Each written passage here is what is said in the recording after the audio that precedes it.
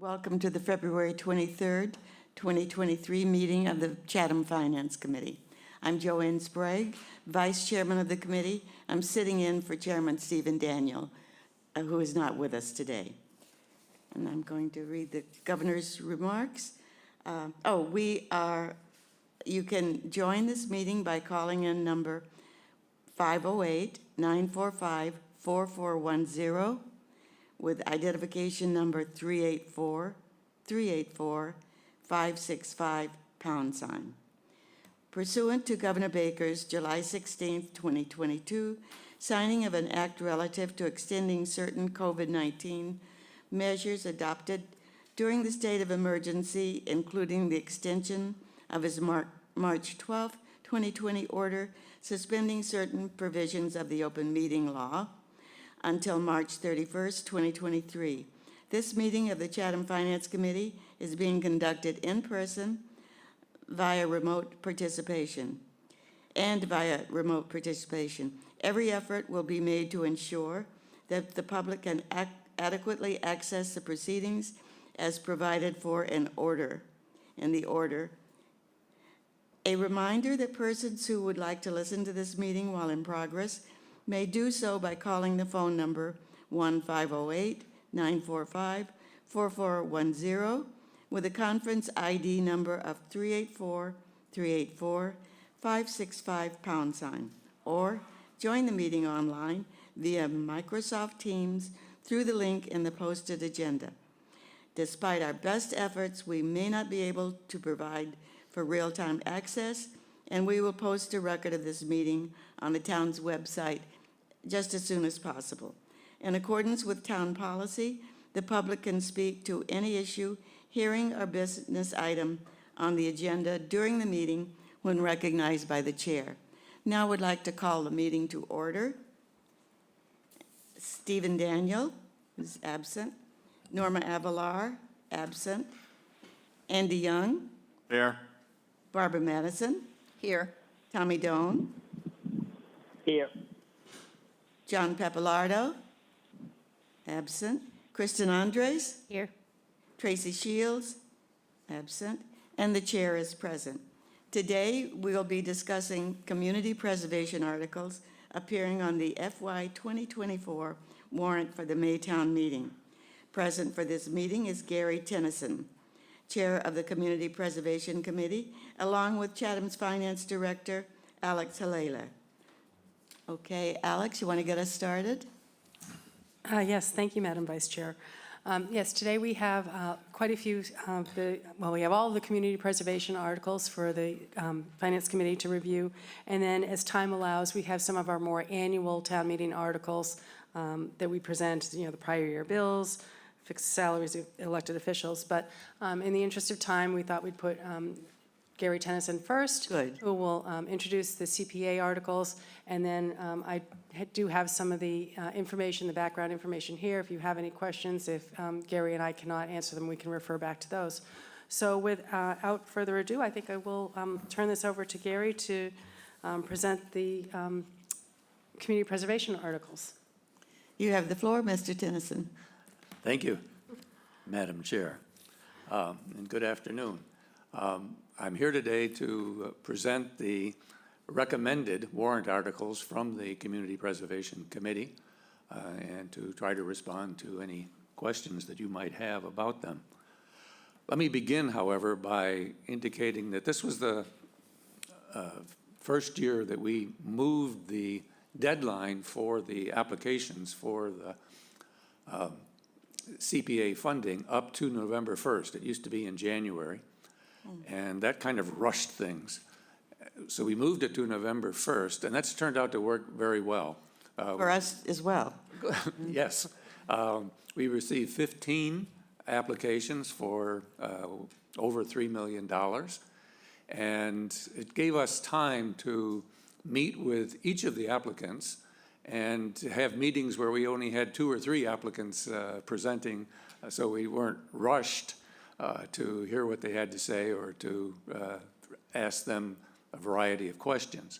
We also had the opportunity for 3 site visits to the applicants where there were particular questions that we had about the facilities that were going to be modified or improved. Excuse me a minute, Mr. Tennyson, as you go through these articles, will you note the ones that you did the site visit on? I can for us? do that, yes. Thank you. Did you share this covering memo with them, Alex? I don't think I shared the covering memo, but I did give them copies of the draft articles for town meeting. Okay, all right. Let me look at my notes then. So as Alex indicated in the covering memo that you don't have, we have 12 projects that we're recommending this year for a total of $2,654,330. And we're also recommending that there be $15,000 set aside for administrative expenses. And there also needs to be $15,000 put into the open space reserve account to meet the CPA requirement that 10% go into open space, community housing, and historic preservation. However, we only received $1,585,883. So we had quite a shortfall. And this year we're proposing to make up that shortfall in the traditional way, which is to draw on the undesignated fund balance, where we carry some funding forward from the previous year. That would not, however, have been enough. So we're also proposing to repurpose 3 grants from previous years that have largely went unspent. And that comes to a total of $378,000.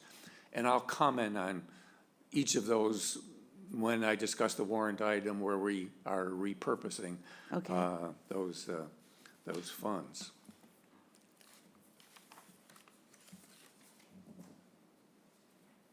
So I guess we can just go through these one at a time.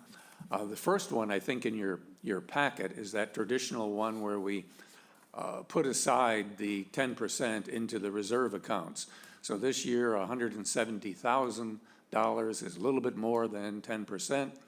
It'll go into open space, community housing, and historic preservation.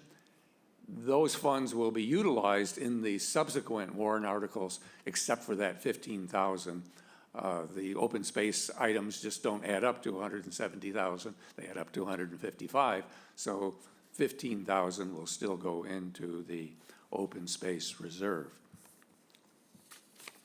So I'm now going to refer to Alex's covering memo that you don't have, but I think the order is in the same as they are in your packet.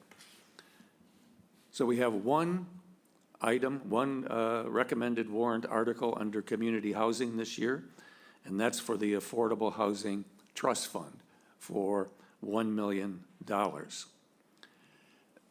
Those funds will be used in part for the traditional things that the trust fund does. That's purchase properties that may be developed into affordable housing. In addition to that, they're starting a new deed restriction program. And this is a deed restriction program which will purchase deed restrictions on existing dwellings in order to make them affordable when they're sold in the future. So the idea is to give the owner of a dwelling an upfront payment, say $100,000 that they could use today, and the return that they provide is that when the home is sold sometime in the future, there'll be a deed restriction on that home that keeps it at an affordable level. So it's a trial program, if you want to call it that. We really don't know, they don't know what the demand will be for that particular program. They actually submitted 2 applications to us, one for $500,000 for the general activities that the Affordable Housing Trust Fund undertakes, and they submitted a $500,000 request for this specific deed restriction program. In the discussions with them, we were concerned, and they were concerned, that we don't know the demand for this.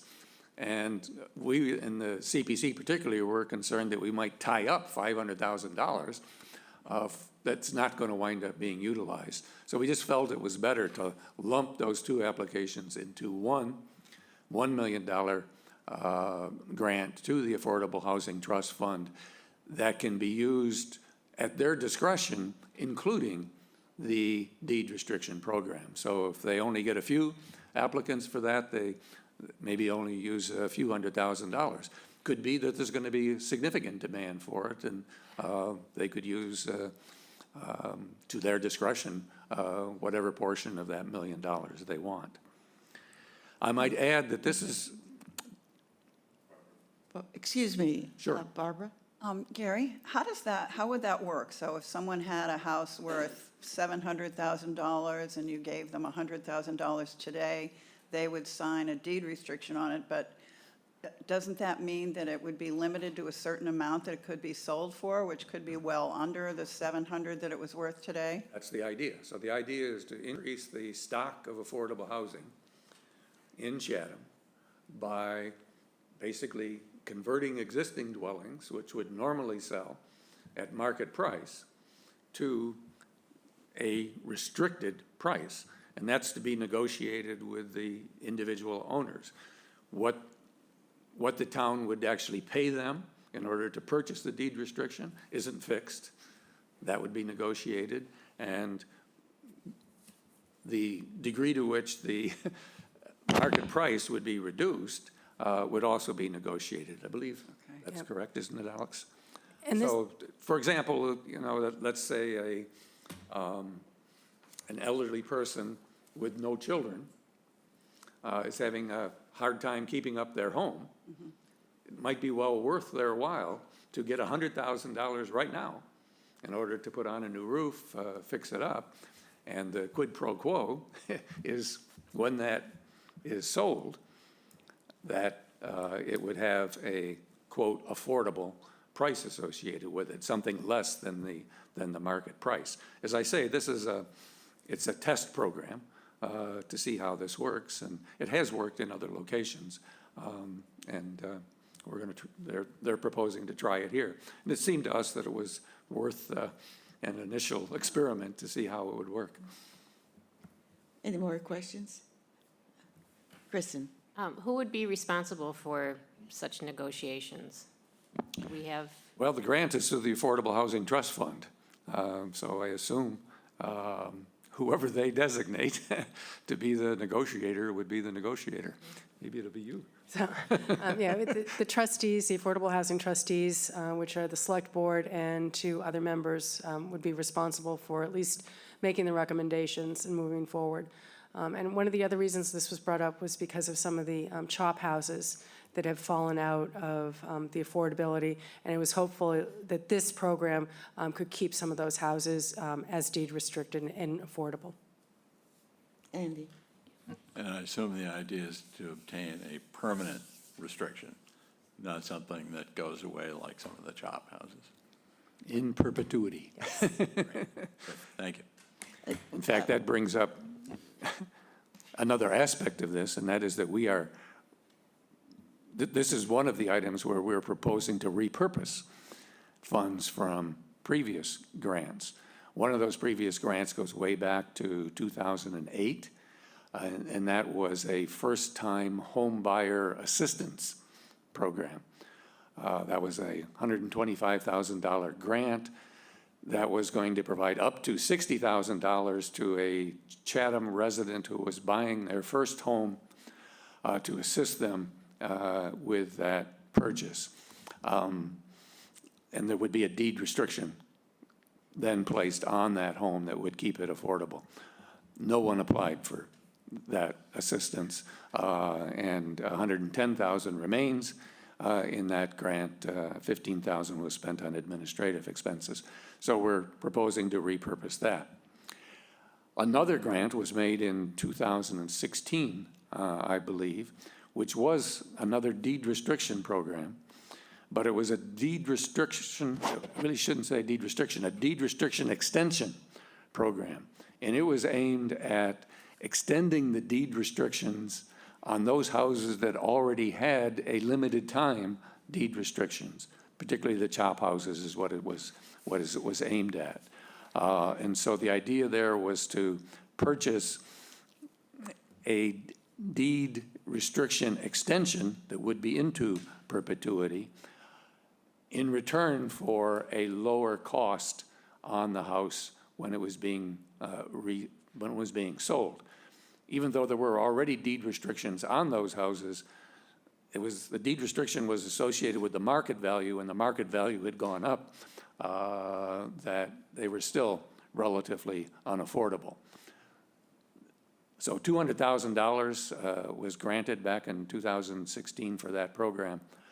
Again, no one applied for that program. So we're talking about repurposing what would be $310,000 from those two earlier efforts to create affordable housing from the existing stock into this warrant article for $1 million for a new program, which hopefully will show greater demand.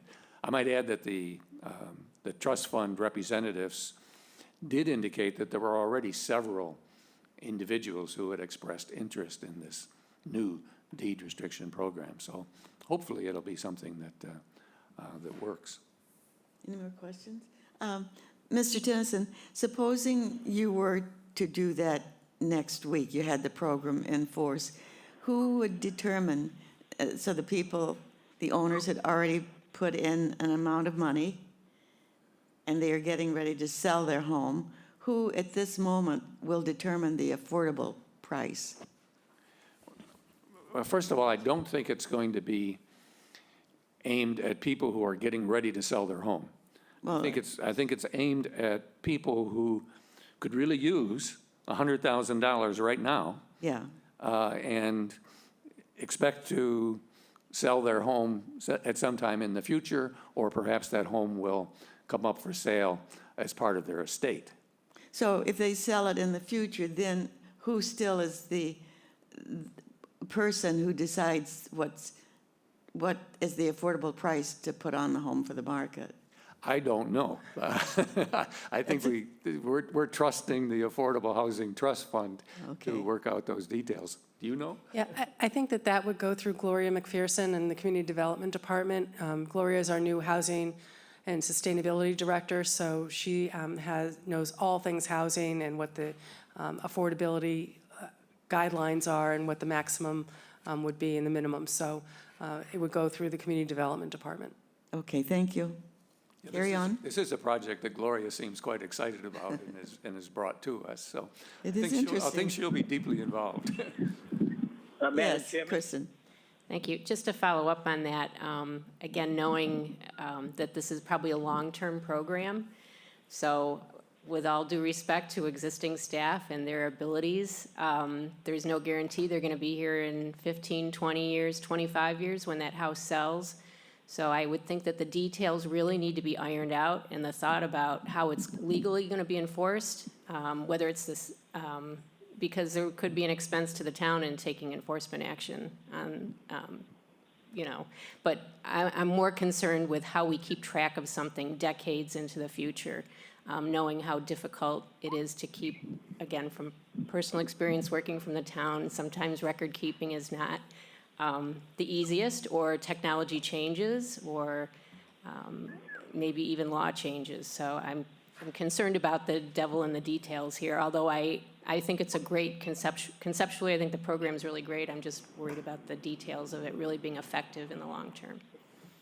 Yes, and I think that is sort of what I'm worried about too.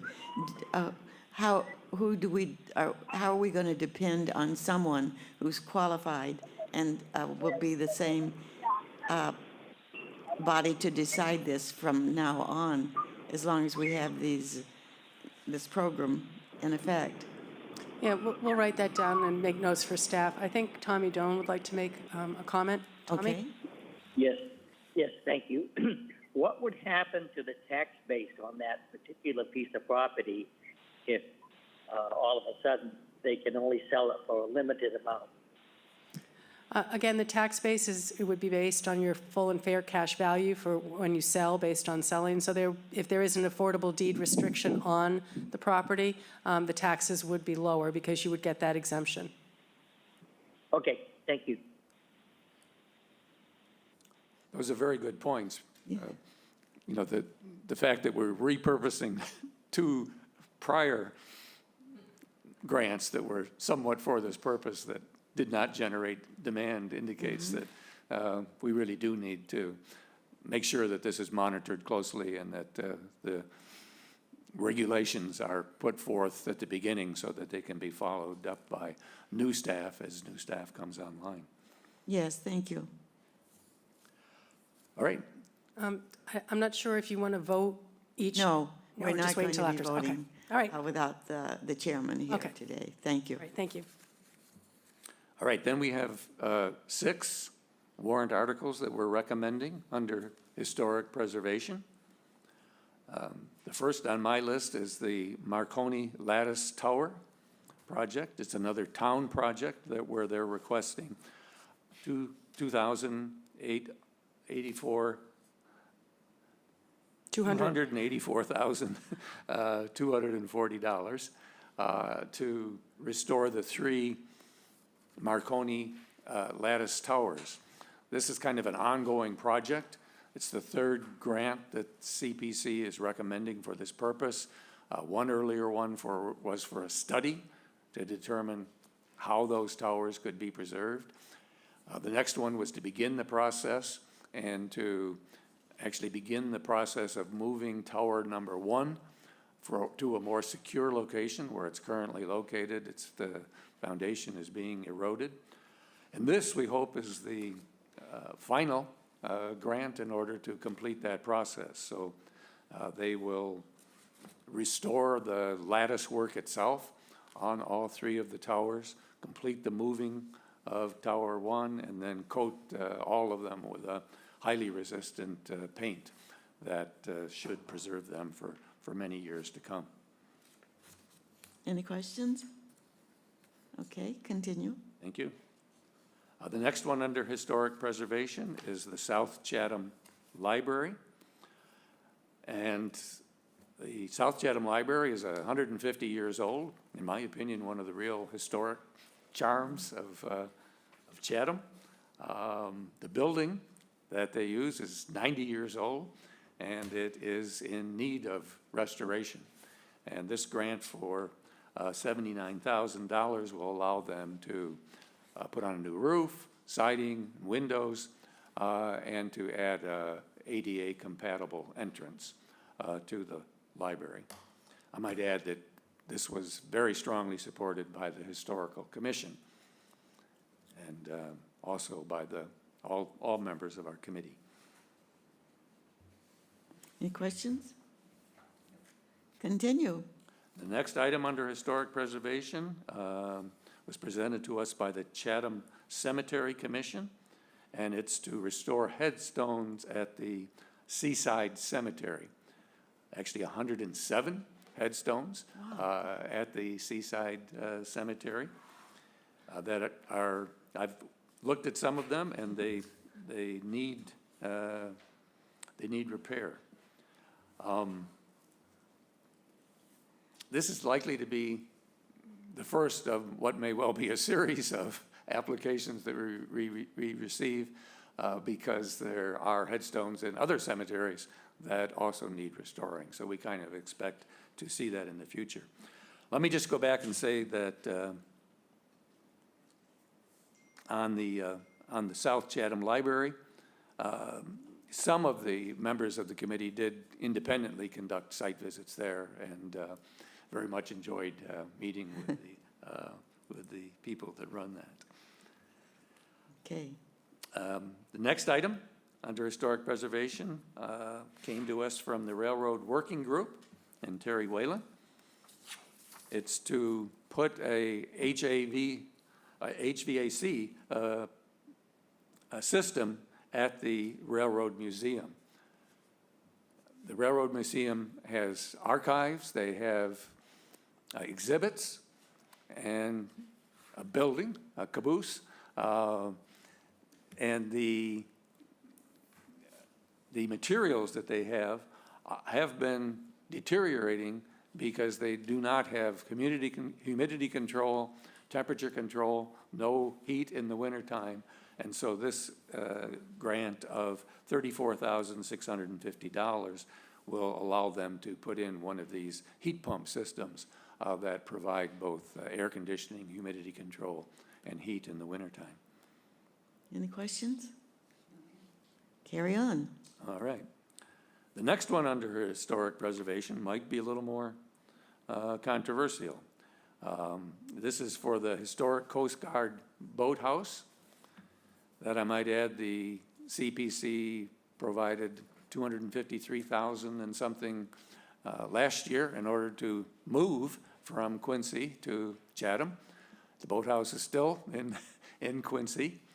The application that we received was for $700,000 to renovate the exterior of the boathouse. That will be the historic portion of the boathouse. The upweller will be a new portion and doesn't really qualify for CPA funding, but the exterior would qualify, and they were requesting $700,000 to renovate the siding, the roofing, windows, and the like.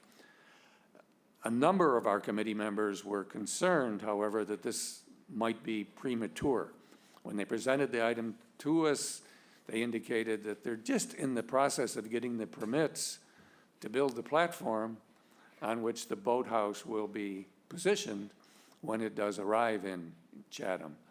And although their schedule is to have it here in the spring of 2024, some of our committee members felt that tying up $700,000 of our budget for a project that may not even get started until 2 years into the future wasn't the wisest decision.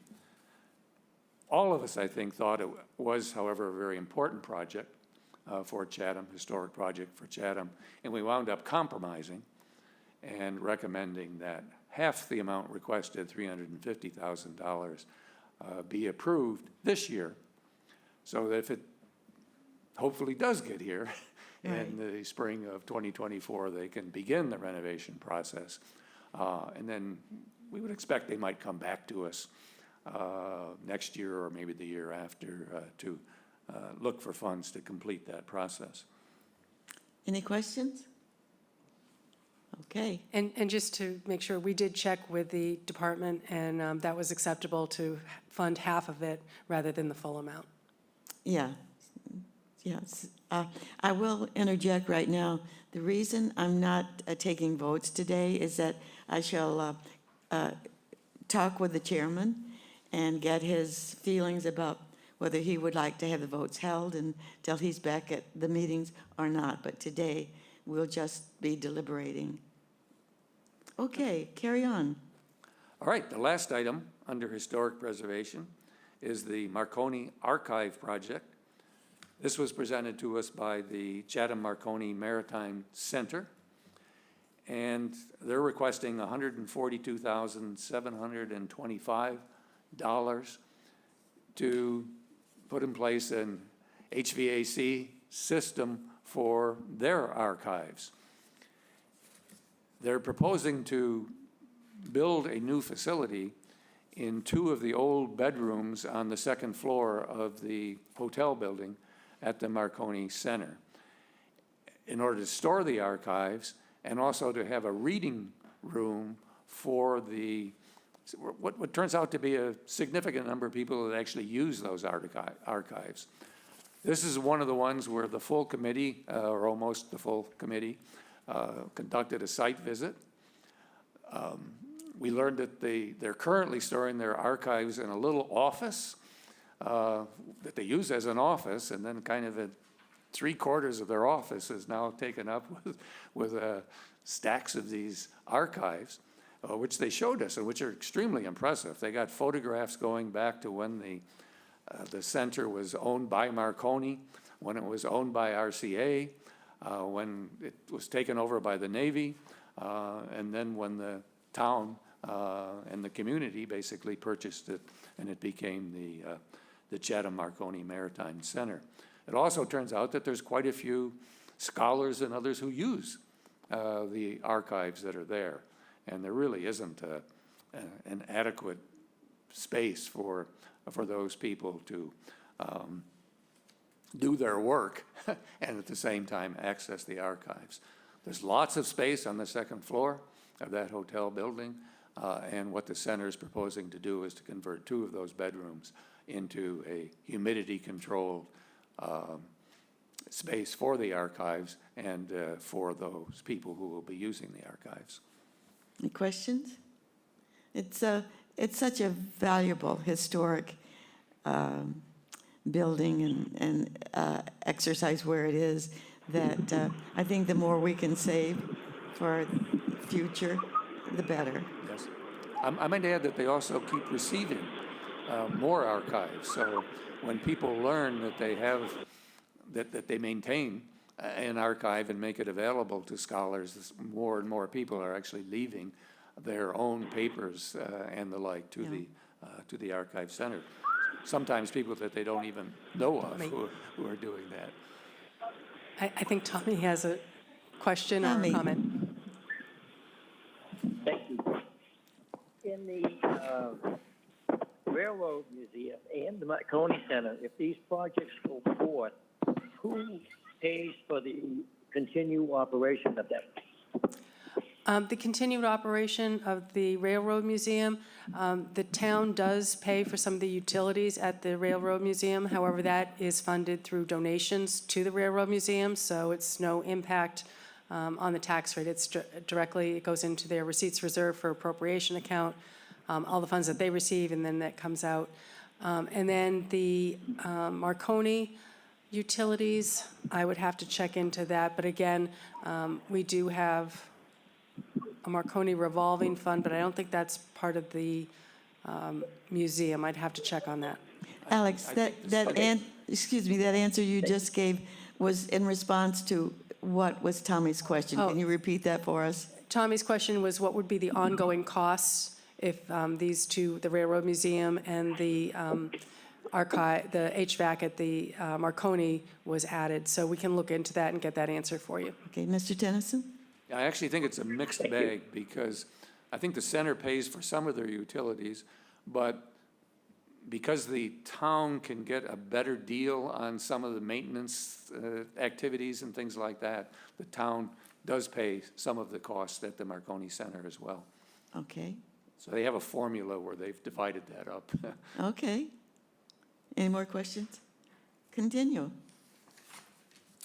All right, in my list, we then have 3 recreation items. Excuse me, you had another historic item on here, the Brown James Buck VFW. That is one that we decided not to recommend. And can you tell me why?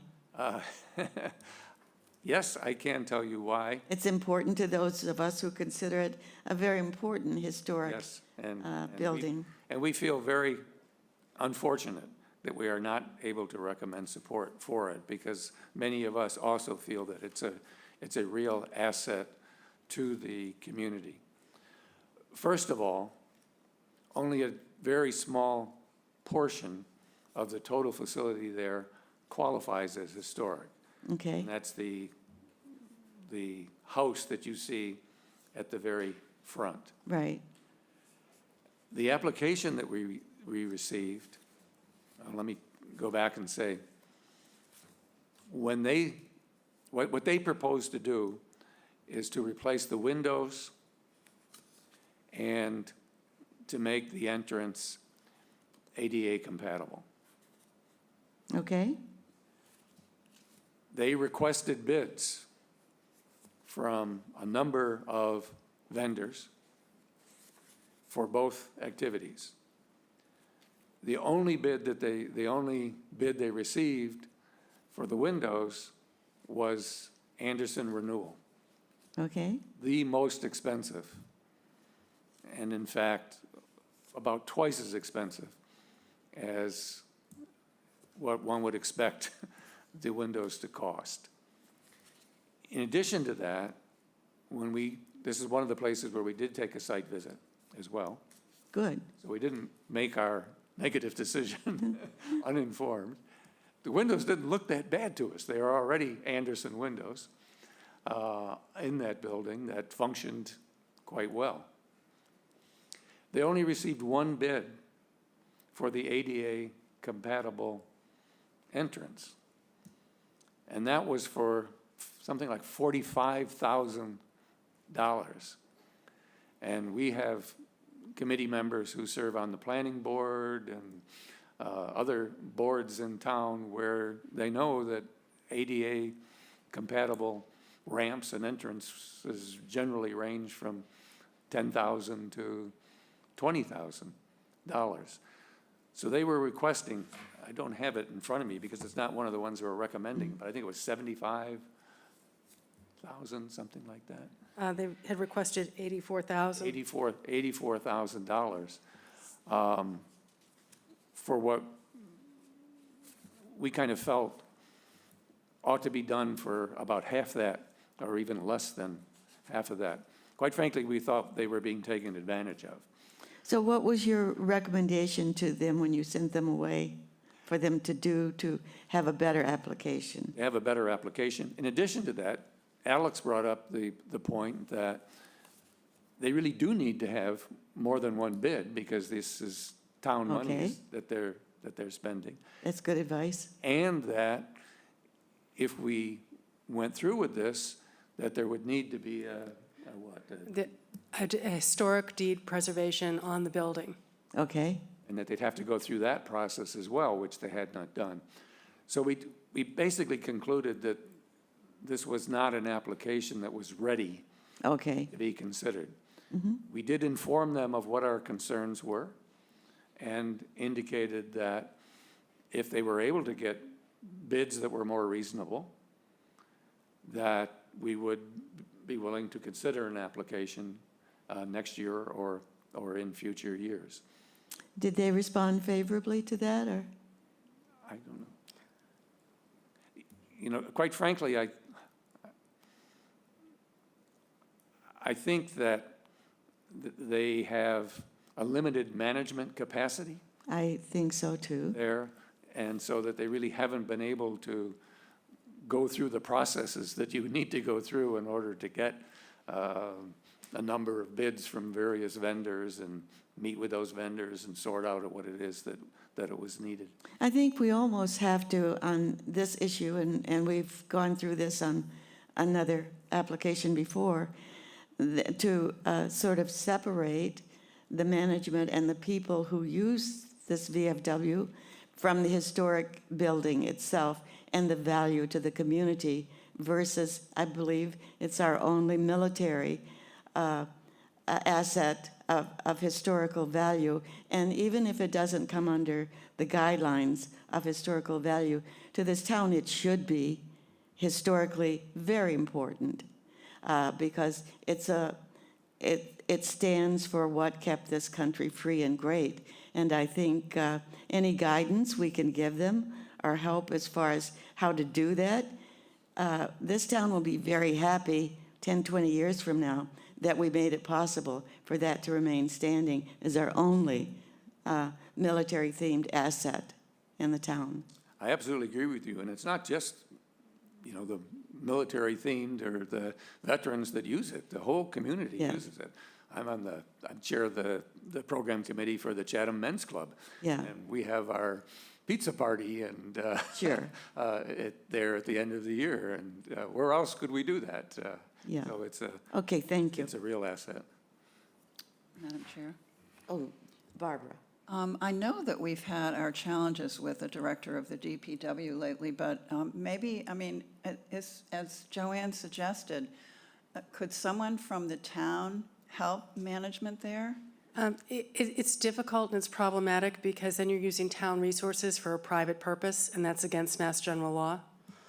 So even our time is considered, value. So if we have our DPW director go down and help them, then, what happens when Joe Smith down the street says, well, I have, this on my house, won't somebody from the town give me free advice and help me? It's hard, as much as, and we've had this issue with the VFW before, and as you might recall, the town did fund through a separate article, I think $325,000 when we purchased the back lot as a way to give them some needed funding when the CPC couldn't do that because it Right. was more for inside improvements that they were making. And again, the town, just as much as we might want to contribute a large amount of money to the VFW as a worthy cause, and I know the previous Community Preservation Committee had a struggle with this as well. Right. And so we did do that a few years ago, which helped them do their, as I said, their internal systems upgrades. So again, any, advice that we can give them just to go out and get bids, as Gary said, it was a struggle for the committee not to support. I mean, there was Sure. talk about, well, could we cut it in half? What should we do? But I think, again, if they come back with more bids and, go out a little bit, and we'll just advise them, or, I can try to advise them of how to do this. But again, it is difficult with limited members there who sort of help out. Right, I understand that, and thank you, yeah. And it is, the community's got to, not just the Community Preservation Committee, but the community should turn its head and take a look at this and see what the community, what kind of program we can, how we can help officially and what we can do. So probably a little more thought by many of us as to how to preserve that asset. Yeah, no, I absolutely agree with you. In fact, when we went out for the site visit, what became clear to us is that it's other parts of the facility rather than the house that really need restoration, more so than the house. But those parts don't qualify for CPA funding. So there needs to be another mechanism that, and I know actually, I think the town provided Yes. 300,000. Yes, and I know they appreciate that. Yeah. And the town will have to just keep in mind how they've helped us all through the years, from the beginning of the very earliest wars, and have to come to grips with some way we can help them. I agree. I'll bet you there are people in the community who would be happy to step forward and help, at least teach them how, or advise them how to get a better bidding process, or Yeah. even contributing their time. When you look at the things that our community has contributed to over the years, there certainly have been other things that have come to you for help that the community has pitched in for. That's exactly what's needed. It's for people in the community to step up and, Right. Exactly. and to help them. Okay, thank you. Madam Chairman, Oh, Tommy? Tommy? yes, please. If my memory serves me right, if you walk in that front door, aren't you faced with a set of stairs going down, and that's the only way to get down to the bottom floor? That's correct. One of the other issues we had with the ADA-compatible ramp and front door was that it got you in the front door, but then you were Right. you were stuck faced with That's right. almost insurmountable efforts to get anywhere else within the facility. So to some Correct. degree, it almost, to some degree, what they were coming to us seeking funds for was what they knew they were qualified to seek funds for, almost rather than what they really needed funds for. Correct. Yes, Thank you. thank you, Tommy. All right, the next three items come under recreation. The first one is from the Parks and Recreation Commission, and they're requesting $300,000 to convert two tennis courts near the middle school into 6 high-quality, single-purpose pickleball courts. And then they'll also convert 2 basketball courts that are there to multi-purpose courts that includes basketball and pickleball. So a total of 8 new pickleball courts. I might add that this was the application that had the most number of public supporters at our meeting. It was a whole contingent of pickleball players who were sitting in the room and on the teams promoting this new and exciting recreational activity. I should also point out that this is another one where we are repurposing a earlier grant. There was an earlier grant awarded for pickleball courts, mainly drawing the lines and resurfacing a couple of courts in a different location. And $68,000 remains in that grant, and we are recommending that $68,000 be applied toward this $300,000 in this warrant article. Coach Andy. Thank you. The explanation in the text of the article said that this was approved by the Monomoy Regional School District. And yet, it seems to me, I can't remember whether it's mornings or afternoons. I guess it's afternoons. That area is crowded with school buses doing a pickup, I believe, of students who are ready to depart. How's this going to work? They did include in their proposal a restructuring of the traffic flow. How that's going to work, I can't guarantee you, but they recognize that that's an issue, and are proposing to make some modifications in the parking lot and the traffic flow there in order to accommodate both the school children and the pickleball players.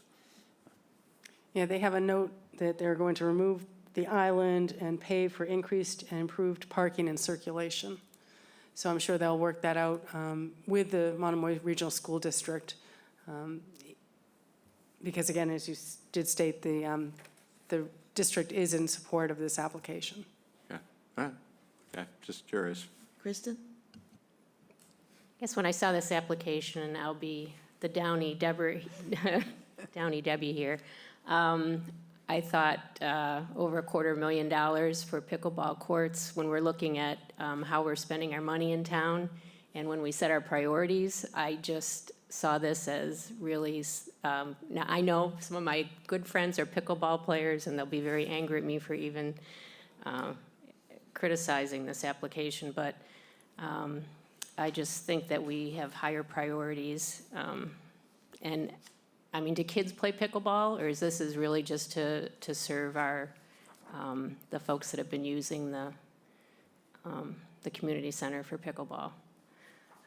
Again, I guess I'm making a comment that I think it's a lot of money to spend for something along these lines. And duly noted. Yeah, I just. Barbara, excuse.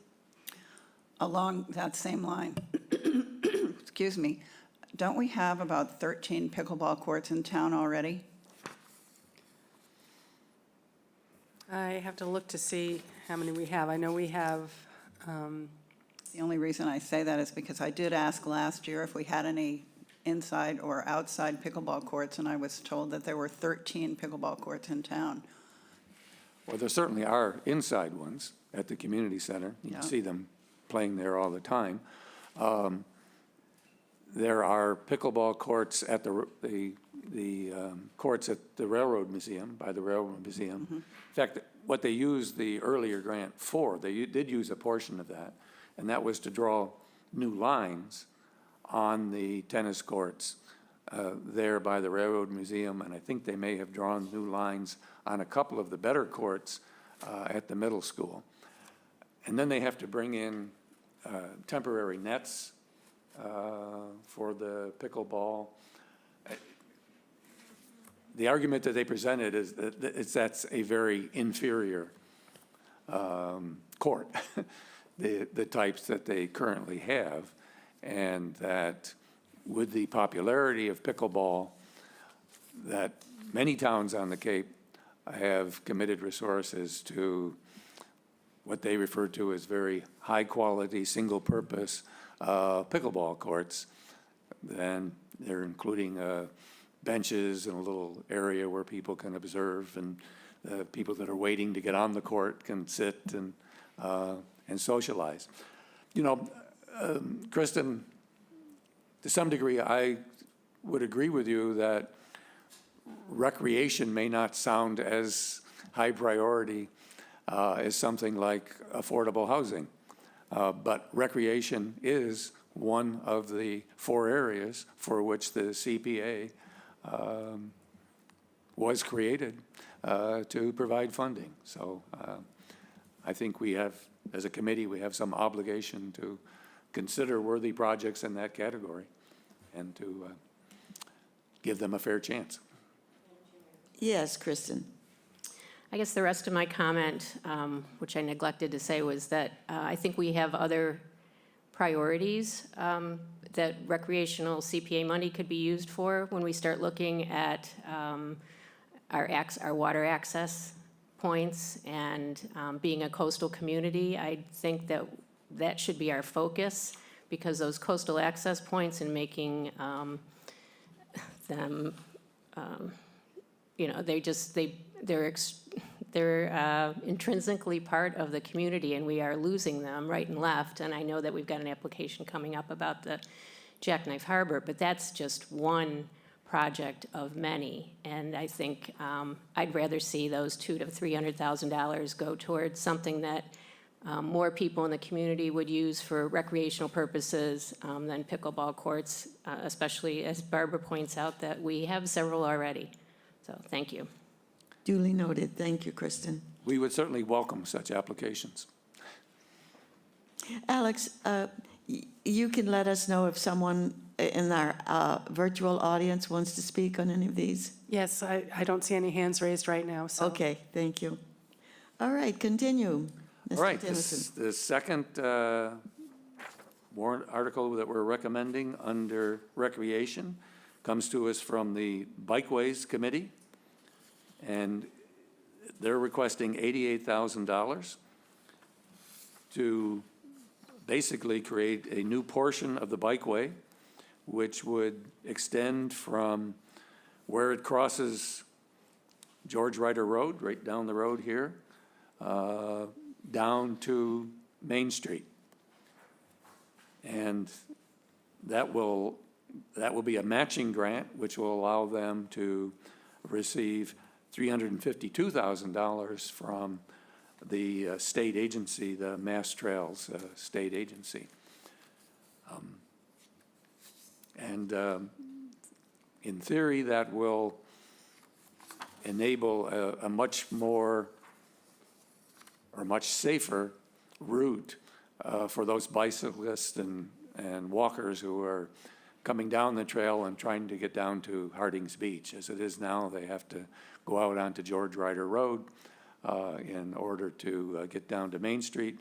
Now they can, with this new portion of the trail, get down to the new sidewalk on Main Street and go down to the roundabout at Barn Hill Road. Still got to get across Main Street at Barn Hill Road, and some of our committee members actually were quite concerned about that. And I don't know if you have the list of our voting, but one of our members voted against this because he felt that it might actually increase safety issues rather than decrease safety issues. But the majority of the committee thought that it was worth support. And I might add that the Bikeways Committee has delivered in the past of all of the grant applicants that we've received or that we've had in the last few years. They prepare some of the best proposals. They keep us up to date on what their progress is, and they get the job done. Any further questions? I'm trying to picture this. How far off the street is this? It will be like a regular bike trail, right? It'll be off the street, so it'll be Like how far? just trying to get a Not picture. too far, but I think there'll be like a burn between the bike trail and In the street? and the street. So there'll be a clear divider between what's the trail and what's George Ryder Road. And does it stop at the Ocean State parking lot? Well, it goes down to the new sidewalk that's on Main Street. Right, Between the two roundabouts. okay, So they'll go from that trail basically onto the sidewalk. The sidewalk will become a portion of the trail down to the Barnhill Road roundabout. okay. Barbara? So is it behind the Ocean State job lot? No, it'll just go right along the road, George Ryder Road, but off the road. So it'll kind of come out at the roundabout there, Yes. in front of Ocean State Yes, job that's lot? my understanding Okay. of the proposal. Thank you, sir. I think Barbara's asking the question that I'm still asking. What does it look like in the parking lot? Where, The Ocean State, no, yes, this trail comes to there and then down beyond the parking lot? it'll be on the east side of George Ryder Road. So they'll build up the east side of George Ryder Road in order to have a trail Okay, that goes all the way from the current trail to the sidewalk on Main Street. It's not a cheap project. It's, no, if you, okay, if you look at the total, it's over $400,000.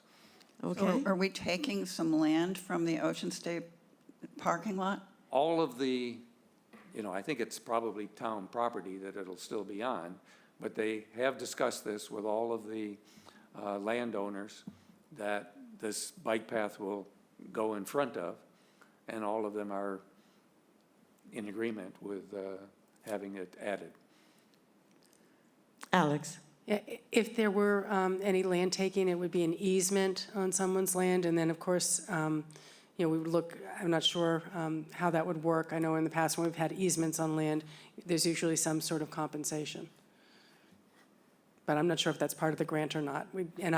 It's very preliminary at this point. I think that's one of the things that they'll be looking at with the construction of the pathway.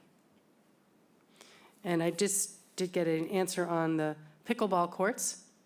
We have 5 multi-use courts in town, and we have no dedicated pickleball courts.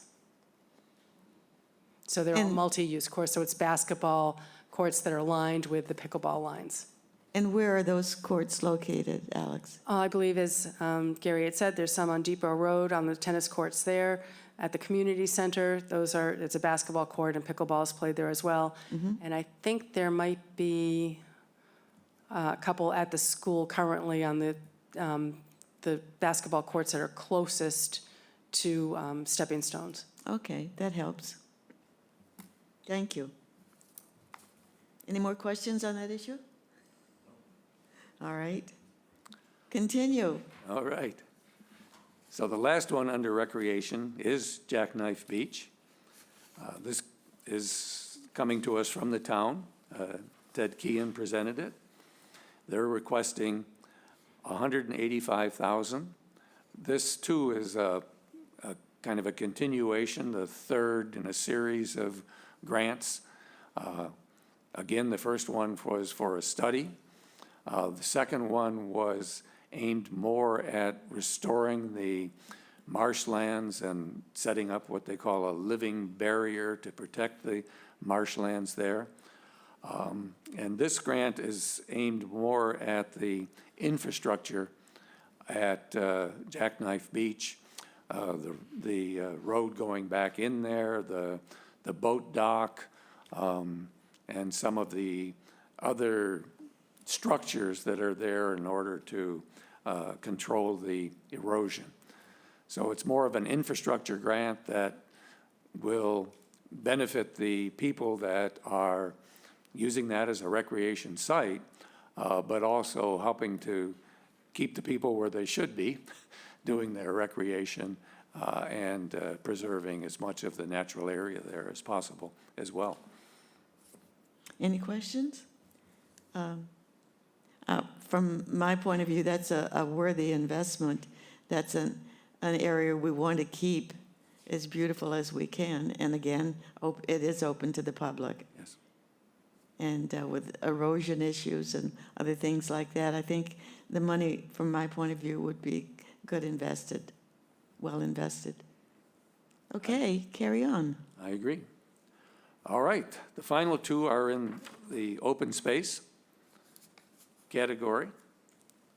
The first one came to us from the Energy and Climate Action Committee, and they're requesting $120,000 for a study of the impact of climate change and sea level rise on the saltwater marshlands in Chatham. Chatham has a significant number of saltwater marshlands, one of our major natural assets here in town. They will contract with an appropriate professional organization. I'll probably put out bids in order to do this study. And it's likely, well, it's not likely, it will almost certainly include recommendations for mitigation of those adverse effects that are likely to occur, not just on the marshlands themselves, but also on the upland areas that abut the marshlands and that may well become marshlands or at least wetlands in the future. And they were candid in indicating that they would be likely to come back to us sometime in the future seeking support for some of those mitigation activities. So this is probably the first in what will be a series of applications anyways, and probably investments that the CPC will recommend for work on the saltwater marshlands. Kristen or Andy? Who's going to be in charge of this? Well, the Energy and Climate Action Committee will be the ultimate in charge, but as I indicated, they're simply going to contract to a professional organization in order to do the study itself. They do not have the capacity internally to do the study. And nor do they have the executive authority, I believe. Yeah, I think some of this, because some of this might involve Mass DOT, especially if we're talking about Frostfish Creek and then the marsh behind that. You know, there's a culvert under there that's very small. So similar to Muddy Creek, when we replaced the Muddy Creek culvert with the Muddy Creek Bridge, they might be looking at that. So Mass DOT would be involved in this, as well as, I believe, the support of the Pleasant Bay Alliance is behind this. And but again, this is the study to see what's the best way to move forward and what some of those effects, if we do move forward, what that would mean and whether there's any mitigation that would be necessary. But is this Ted Keon or the harbor master or what? Probably a little bit of everyone. Okay, that worries me sometimes because that means nobody's in charge. No, but Ted Keon is usually very involved in anything and everything coastal in the town, especially the projects of this, as he was with Jackknife Beach and the Jackknife Beach, Jackknife Landing application that you just saw. Okay, all right, thanks. Kristen? Just to clarify, because Alex, it sounded like you were talking about another project that, which is Frostfish Creek. I don't understand that this is what the CPA application is for. I understand this is to be a town-wide sort of analysis of the status of our salt marshes and opportunities for those salt marshes to either move landward or what the obstructions are, whether it's the culvert or roadways or whatever it might be, and then to perhaps draw from that information priorities for improvements such as Frostfish Creek, or perhaps purchasing land to allow for the salt marsh migration over time. So I just, when you brought up the Frostfish Creek and Mass DOT, that's not part of this application. That may be the result or contribute Right. to a project on Frostfish Creek, but, Sorry, I was using that as an example of. okay, I just wanted to be Yeah, clear, because no, it's. Thank you for clarifying. Thank you, Kristen. Barbara? Well, just generically speaking, we've had a bit of a problem with these studies that are done and then not used. So I would echo Andy's concern that we really do need to have a person in charge of this so that that doesn't happen in this case also.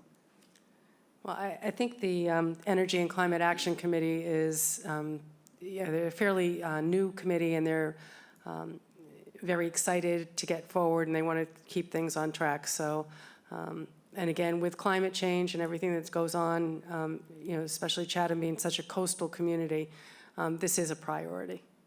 And the Select Board have made coastal resiliency a priority as well. I also sort of see it as an area where we could spend a fortune not really knowing what we're doing, and that's kind of scary for taxpayers.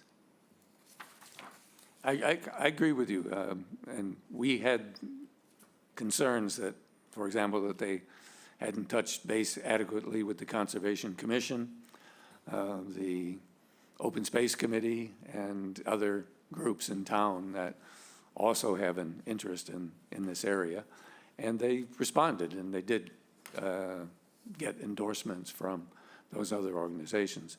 At the same time, this is a committee, and I agree with you, there needs to be somebody who has qualifications that is overseeing the study and making sure that once it's done, that those that need to use the results have access to those results, and more than that, have some responsibility to follow up on what the recommendations are. Kristen? To that point, yes, when you're undertaking a study like this, and I don't know how they came up with the figure of 120, if they actually went out and talked to consulting groups to help them kind of gauge what the amount of money would be for such a study. But it's not like you just hire somebody and they do the study and come back to you with the final product. You have to shepherd along those consultants. You have to tell them what you want. You have to review multiple times and have multiple meetings, and you have to know what you're talking about. So I fully concur with what Andy's brought up. It should be Ted Keons who is in charge of this project, or as far as town staff, I don't know who else would be the appropriate person, because this is no small undertaking. I mean, it's certainly we've done bigger projects, bigger planning projects, but I think somebody needs to be designated. It can't just be, left to a committee. It needs to be someone who's an expert in the field and who knows how to work with a consulting firm, so that we get, if this actually happens, so that we get the product that we want. Thanks. Thank you, Kristen. Barbara? It does seem to me that something this important should be a part of our municipal program within the coastal resources, where there will be a definite responsibility for the action and the results of it.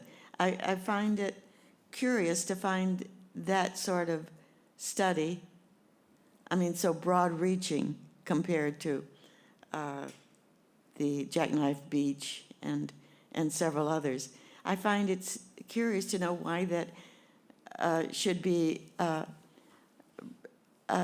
trying to be accomplished here within this purview, rather than the town's coastal resources, where it would have a definite sponsor and overlooker.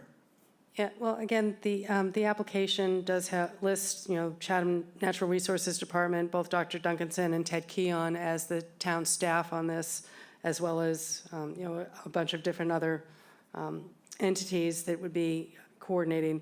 I think the ECAC, brought this forward to get the study underway, and then, once we know what we need to do, then it can be parceled out to town staff to oversee any projects that are coming up, because we would, obviously need town staff as a liaison. We don't have the capacity to do this study in-house or the expertise right now, again, because the study is just so far-reaching. Okay. Kristen? I mean, I would just, it's sort of in support of the application. I would say that, yes, salt marshes were identified by the committee as as a priority in Chatham, because they help mitigate climate change. They are a carbon sink. They are a nursery for our marine fisheries, and they help, they have a multitude of purposes and ecosystem benefits. So having a good handle on our salt marshes and understanding what we can do to help preserve them going into the future with sea level rise accelerating is important. So not to say that the idea for this planning project is not important. I think it is. It's just we want to make sure that somebody's in charge and overseeing it. Thank you. Thank you, Kristen. All right. All good points. Yes. I'm glad you're reinforcing some of the points that we made to this committee. Okay, the final warrant article that we're recommending is to the Chatham Conservation Foundation, and they're requesting $35,000 in order to update their trail guides and to put new signage on a number of the trails. Their current trail guide is over 10 years old. It doesn't even include some of the newer trails. The Mill Pond Overlook Trail was recently completed, and it's the one that starts out next to the Atwood House. If you haven't been on it, it's a beautiful new trail that goes down to an overlook of Mill Pond. In addition to the Conservation Foundation trails, the major town trails are also included in this trail guide.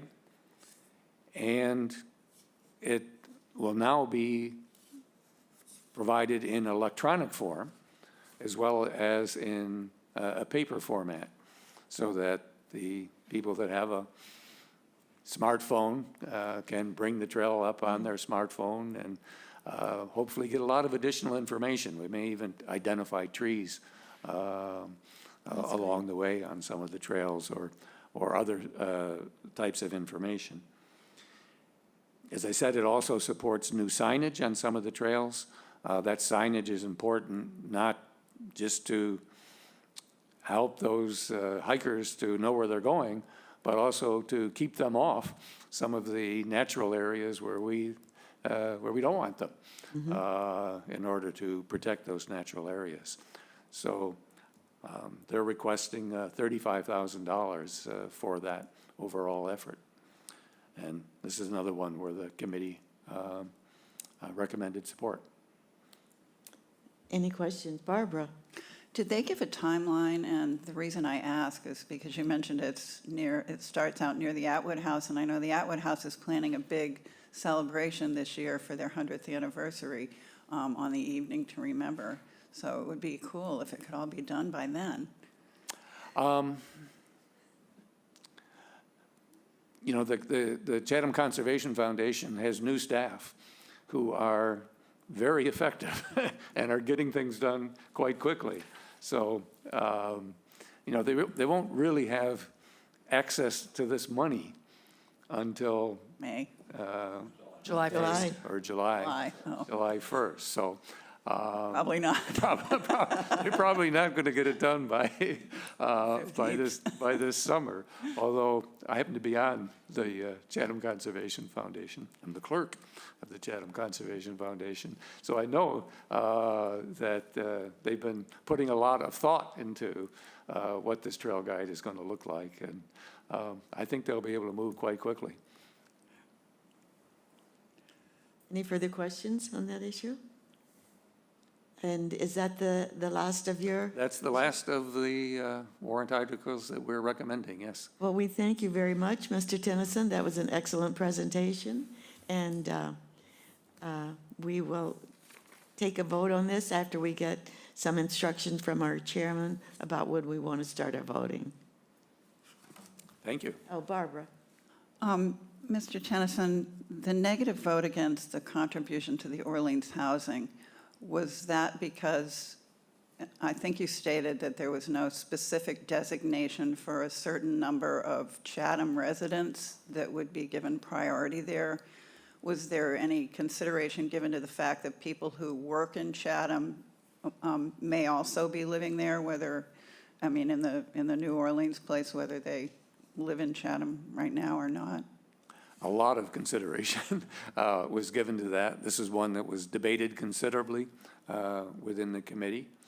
You may recall that last year we did recommend $100,000 for an affordable housing project to the Penrose Company that they have at the old Cape Cod 5 facility in Orleans. And Penrose had gone through the process of getting whatever preferences you can get for the towns that are putting up funding for the project.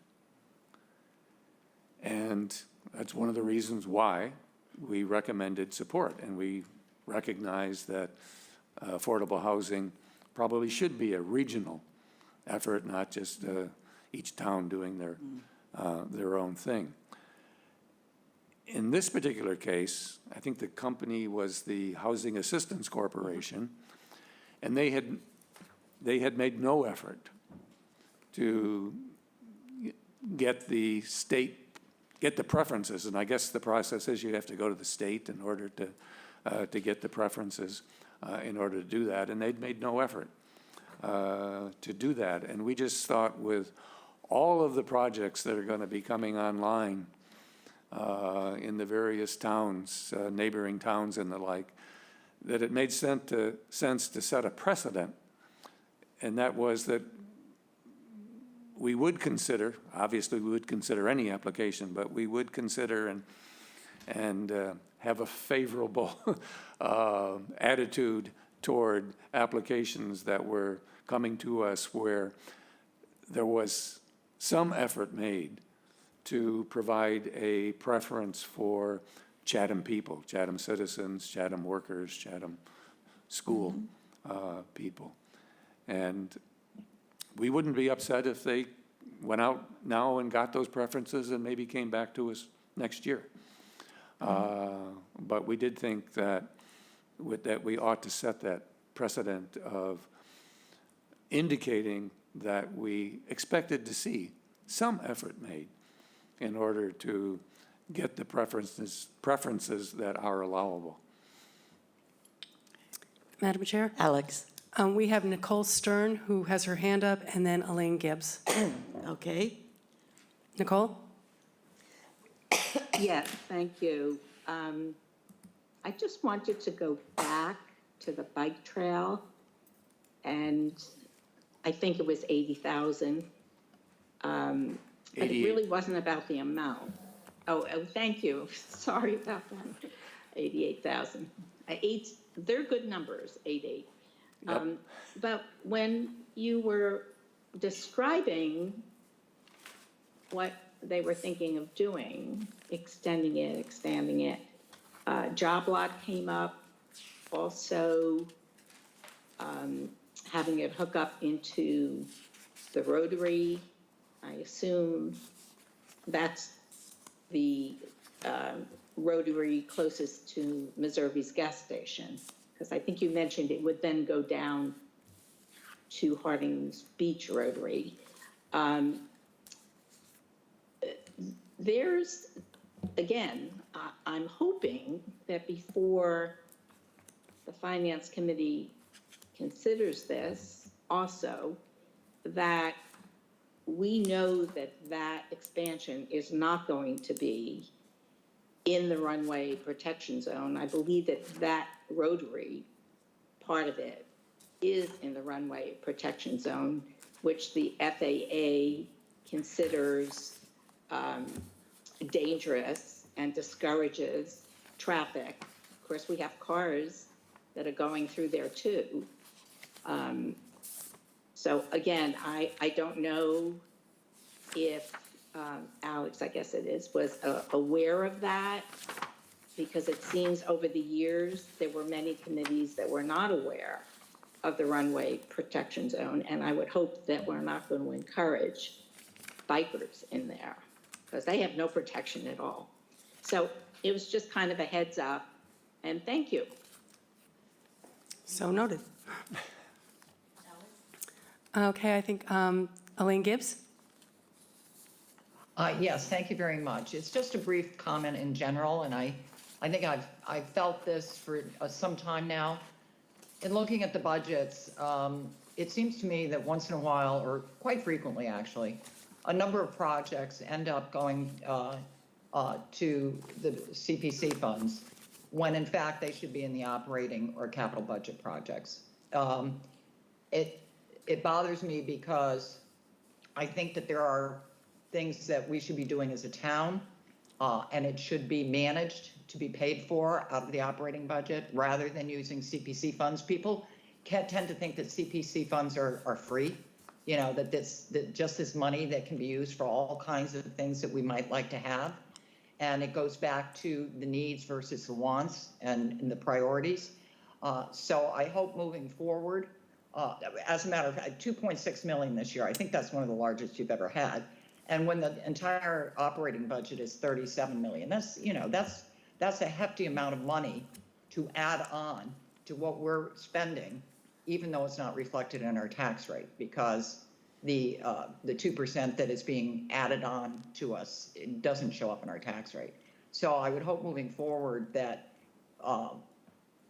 the select board spend more time looking at things that should be rightly put into the operating budget and not using CPC funds. Thank you very much. Thank you, Elaine. I might add that I had the exact same concern when I became chairman of the committee. And I went back and I read the CPA Act. And what the Act says is that the CPA funds are not to be used to replace the operational costs of the to the town, but that they can be used to supplement the operational cost. Well, that's there's a lot of semantics in what's a routine operation and what is a supplement. And I guess you could argue that these items are things that the town wouldn't do unless it had the supplemental funds from the CPA Act. But it's a rather fuzzy distinction between the two. Thank you, Mr. Tennyson. And Ms. Gibbs, in answer to your comments, I think you're seeing pretty much the same thing that we were seeing at first on the salt marsh study. It seems to me, what? It seems to me that's a town priority, and we should be looking at that as part of the maybe the capital program. But I think this needs to be sorted out a bit. But thank you for your comments. Thank you. So, thank you, Mr. Tennyson, again for your very thorough explanation and presenting your projects to us. We appreciate it. Thank you for your time.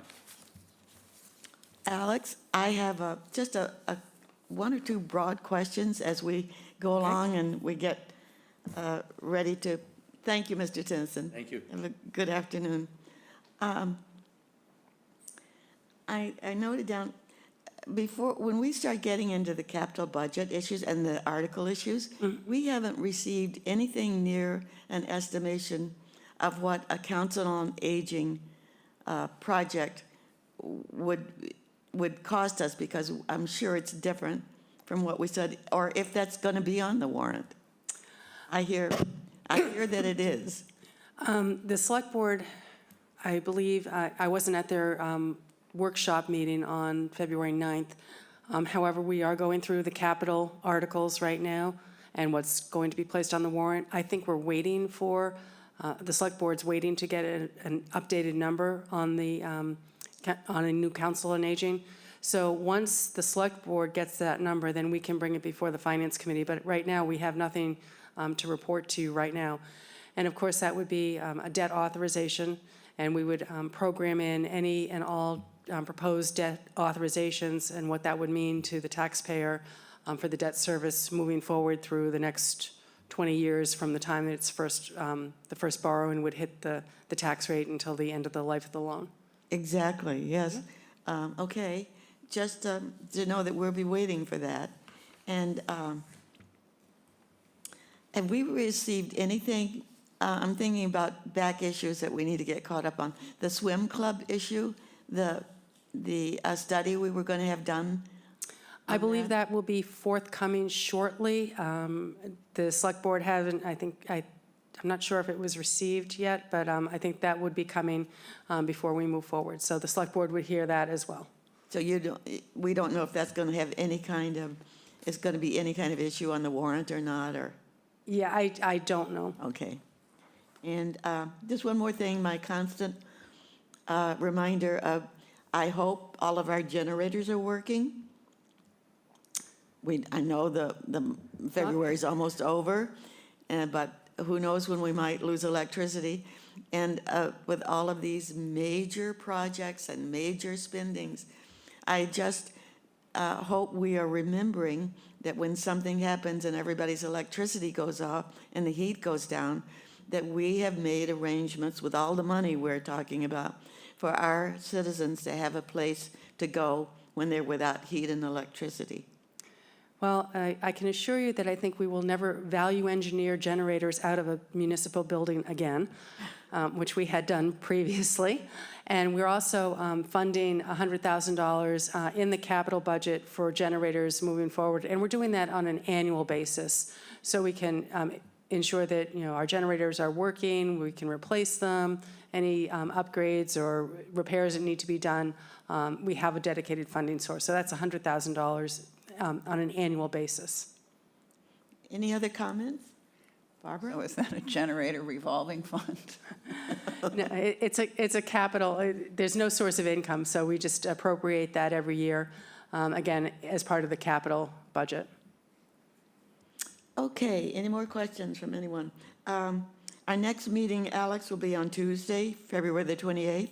Do we want to run through some of the annual articles, or do you want to wait on sure. that? We have approximately a half an hour left on scheduled time. How does the committee feel? Okay, go for it. Okay, good. I don't know if you want to take votes on these. These are some of your annual articles, or if you want to wait on those as well. I would feel more comfortable I'm going to speak with the chairman and ask his suggestion on that, even though they're routine. Okay. I haven't spoken with him yet on that, and I would like to. All right, well, then maybe I suggest that we do wait on them, and we can discuss them when you are ready to take a vote. If that's okay with the committee, I'll leave it up to you. Well, how does the committee feel? You feel like you want to go forward with some of the ones that aren't controversial? Andy? You mean go forward in terms of taking a vote, or Oh, go forward in yes. terms of having some discussion this afternoon? Well, discussion, yes. I'm happy to vote on, I think, on any or all of them, but I'd like to hear about them first. All right, Kristen? I think if we are not going to vote on them, there's no point in discussing them if we're going to wait for the rest of or wait for the chairman. Barbara? Well, I was kind of thinking that if we discuss them right now, the other committee members could watch the session and be ready to vote the next time we come. All right, let's take a few of the ones that are pretty routine. Okay, so I will start with the fixed salary of elected officials. And that is an annual article that fixes the salary of the select board and the town moderator. Same amount as the current fiscal year for the select board members as well as the moderator.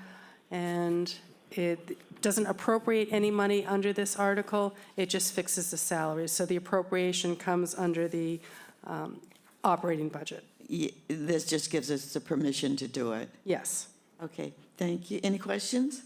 All right, I think it's a good idea. We will discuss a few of these, and then after I talk with the chairman, we can decide on voting in the future. Okay.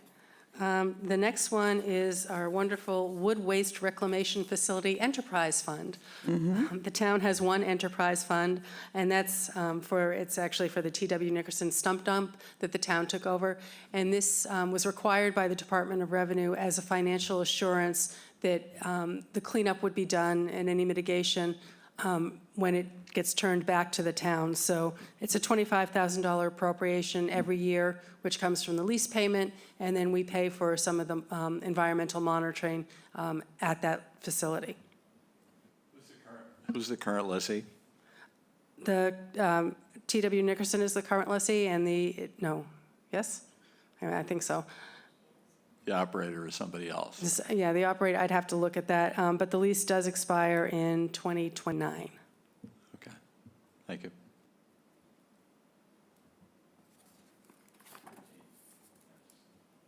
Okay. Another annual article is our OPEB trust fund appropriation, the Other Post-Employment Benefits Liability Trust Fund, and we're requesting, again, $150,000 to be from overlay surplus transferred into the OPEB trust fund. Again, this is the same amount that we've done over the past probably 8 years now since the trust fund was set up. So current balance in the trust fund is just over $3.5 million as part of our $17 million liability as of June 30th. So we're making headway. Okay. Continue. The next article is the dredging article, and this is a $300,000 article. As a standalone article, we have $100,000 for dredging in the capital fund, which we normally do as a routine amount. Natural Resources always requests $400,000, but we segregate out $300,000, not knowing how long dredging is going to last. So in case something doesn't pass, we have $100,000 in the capital, $300,000 as a separate article. And again, the funding source on this is free cash. Okay, thank you. The Child Network Voucher Program is again requested for $100,000, same level as the current fiscal year. And this is for a program administered by a third party, which is currently Monomoy Community Services. And payments go directly to the providers for childcare. So it doesn't go to the families, it goes directly to the providers. And it is income qualified, so there is funding for needy families, and these are for Chatham families, whether you work or live in Chatham or have children in the school system.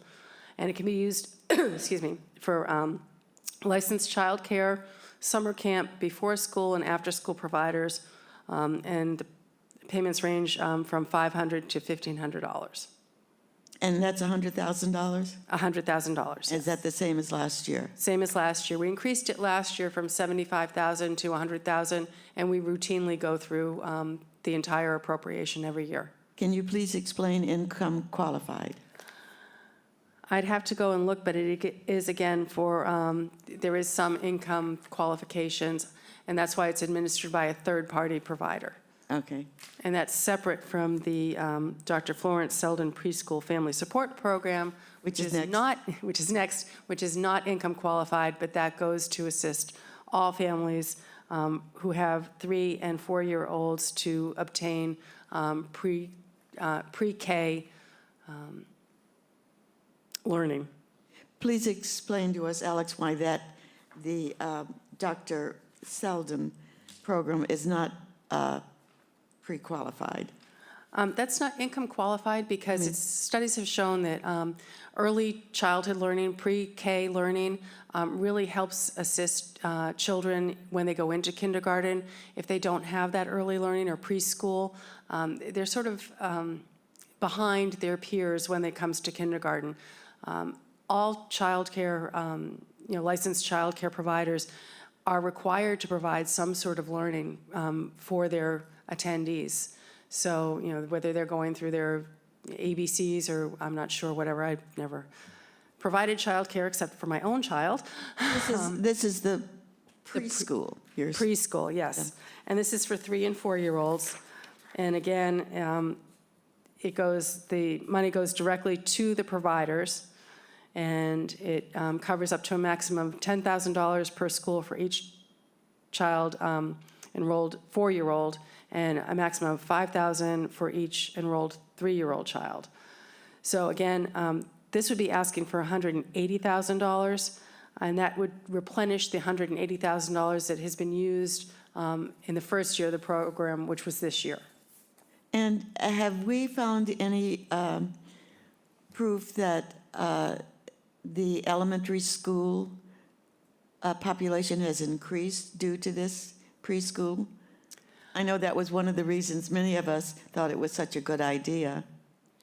Well, we don't have preschool at our elementary school, so this payment would go to those providers who are the stepping stones to go into kindergarten. I guess that's what I mean. Yeah. Is it that there haven't been enough years of result to go by to get results of the actual elementary school population, which is what we're trying to build, if Yeah. I'm not mistaken. Well, we fully expect, the preschool, the children who receive this support are going to preschool, and then that gives them a heads up going into kindergarten. So I think that was the goal of this. If families aren't able to afford preschool, it's difficult. So that, a lot of times if you can't afford it, you'll keep your child at home, provided you're able to do that. If you can send them to preschool, that gives the children, again, a better start when they go into kindergarten or go into first grade. They're more well-prepared for the elementary school. I think I'm interested in the actual elementary school population. In other words, is this a feeder into the Chatham Elementary School, or can it be a feeder into any other private school that the child goes through after going through the preschool program? Yeah, it is a feeder directly into probably both Chatham and other elementary schools. If you are in a licensed provider preschool here in Chatham, you might want to stay in Chatham because that's where your friends are. So you might want to come into Chatham Elementary School. I think it'd be interesting to have those figures whenever we can Yeah, get them We can about ask for those. whether it actually affects the elementary school population. And I It's see. a great program, but Yeah. just I mean, this Elaine Gibbs has this is her- the first year. Yeah, this is the first year, so we Right. can see if we can They're track unusually that. precocious. They're not going to be in elementary school yet. good to know. Elaine Gibbs has her hand up. Thank you. Yes, I wanted to talk on this because I am in full support of the idea of preschool for children, because it does in fact provide for a level playing field when children get into kindergarten. However, my understanding is that this program was established, I think it's in their mission statement, that we have been concerned about the low enrollment at Chatham Elementary School. And so this was an opportunity to save the school over the short term until we could build a full-time population. But there is no means testing. And the reality is that a husband and wife could work and make $500,000. And they could get conceivably over the course of 2 or 3 years with 3 young children, $20,000 to $25,000. And if you look at, I had to find the application. The only requirement is that they live in Chatham. So I know many families who live here, but their kids from kindergarten through graduation go to private schools. And so it seems to be defeating and using a significant amount of money for families who could otherwise afford to pay for their own childcare. I have no problem doing that, but I think, and I brought this up to the select board a couple months ago, that I think the document has to be revised to say that the intent is that if we provide these funds, that the children at least spend kindergarten and first grade within the Chatham Elementary School. And then if they don't end up doing that, then they have to refund the money. Because if it's $180,000 and you have 3 or 4 families who end up sending their kids to private school, it kind of defeats the entire purpose of trying to have children in our district. particularly in the short term, because we do know that the elementary population has been low. So I guess it's too late now to do anything. I had asked the board, because I think it's counterintuitive to spend taxpayer money and then not have the children attend the Chatham schools or the district schools. Thank you. Thank you, Elaine. Any comments to that? I think it's always good to have, keep track of what happens. And as Andy said, of course, it's too soon to know anything from last year's, but to make it known that we'll, as a finance committee, at least I would be interested in the future, to track that and to know what percentage of the recipients of what I think is a wonderful program, and end up in the Chatham Elementary School. I think that would be, because as we said, it's the first year, so we could probably, I'm not sure if the school district would say, if your child is entering kindergarten, what preschool, did they go to? Yeah. And, whether or not they were a recipient of the program. I think it'd be interesting to know. I think it would too. Barbara? Oh, I agree with Elaine Gibbs, and I never really understood why there wasn't going to be any means testing for that exact reason. I mean, if you're a wealthy family, and I almost said it a few minutes ago, so I guess we're just hoping that wealthy families aren't going to take $10,000 that they don't need out of a fund that we've established for people who can't afford nursery schools. Right. So I definitely think we need to adjust the wording of that going forward. So noted. Thank you. Any other comments? Okay, where are we? We really have only the prior year bills, retirement trust fund appropriation, there was revolving funds and airport revolving funds. So I think I'll hold those until the next time, or whenever you're going to vote, because there might be some questions on those from all members. Okay. Any further questions? Then I'm going to, Oh, Elaine has her hand up. Oops. Did you have another comment, Elaine?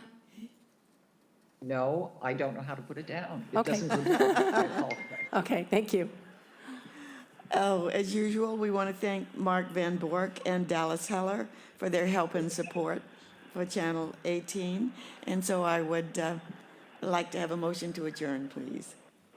So moved. And Second. did I get a second? Second. Okay. I'll call the roll. All in favor of adjournment. Andy Young, Yes? Barbara Madison, Yes? Tommy Doan, Yes. Kristen Andres, Yes. and the chair says yes. So that will end our meeting for today. And thank you all very much.